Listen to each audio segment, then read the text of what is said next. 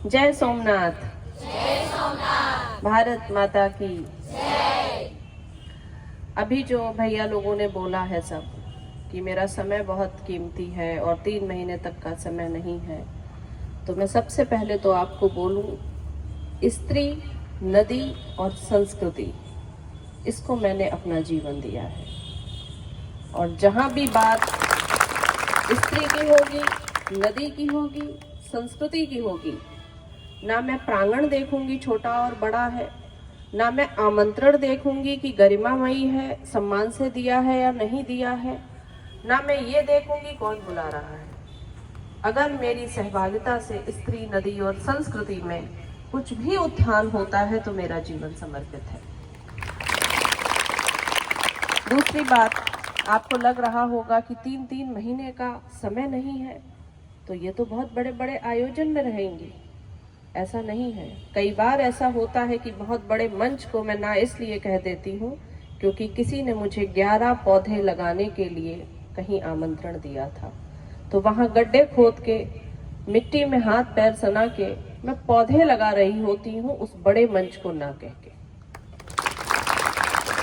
क्योंकि अपने जीवन में यह समझना बहुत आवश्यक है, राम और जानकी की तरह, कि कब वनवास चुनना है और कब सिंहासन पर बैठना है। इसका संतुलन आने पर ही हम राष्ट्र हित और मानवता के हित में कार्य कर सकते हैं। समय मुझे कम दिया गया है, 3 मिनट, लेकिन बात महत्वपूर्ण है तो मैं संक्षिप्त में अपनी बात आपसे जरूर रखूंगी।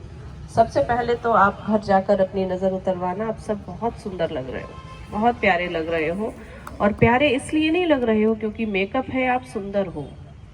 आप प्यारे इसलिए लग रहे हो क्योंकि आप संस्कृति से ओत-प्रोत बैठे हो। संस्कृति का लहंगा, संस्कृति का झुमका, संस्कृति की चूड़ी, संस्कृति की बिंदी।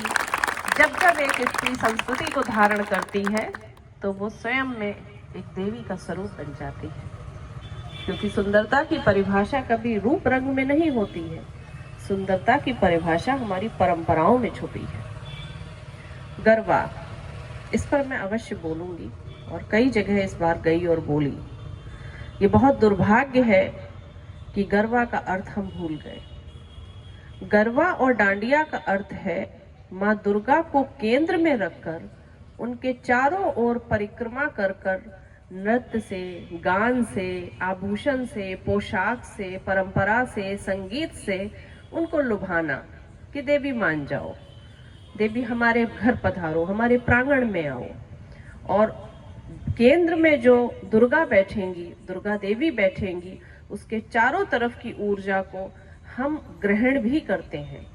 लेकिन जब उस संगीत ने, उस नृत्य ने आधुनिकता और पाश्चात्य संस्कृति के रूप में एक भद्दा रूप ले लिया कि हम पोशाकों को गरिमा भूल गए, हम गाने की गरिमा भूल गए, हम उस गरिमा की, उस डांडिया की मर्यादा भूल गए।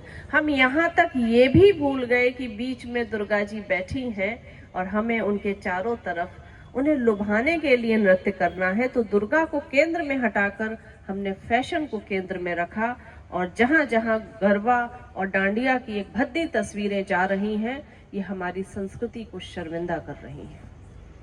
गरबा और डांडिया हमारे व्रत, उपवास, परंपरा, धर्म का एक भाग है।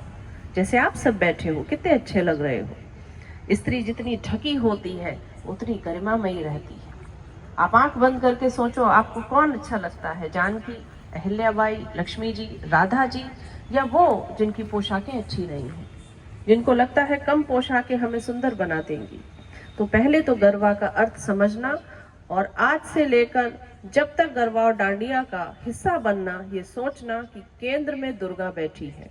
प्रतिमा हो या ना हो, पर अदृश्य रूप से दुर्गा जी बैठी हैं, और दुर्गा जी के बैठने का हमें वैसे ही मान रखना है जैसे हम जब मंदिर में जाते हैं तो हम नतमस्तक होते हैं, सर पे पल्ला रखते हैं, साड़ी और सूट और जो भी हमारी पोशाक है वो संस्कृति के अनुकूल होती है।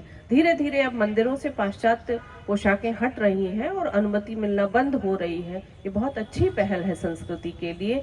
तो गरबा और डांडिया की मान्यता, महत्व और उसकी पवित्रता को समझते हुए आज मैं भी आपके साथ अवश्य गरबा करूंगी। जय सोमनाथ।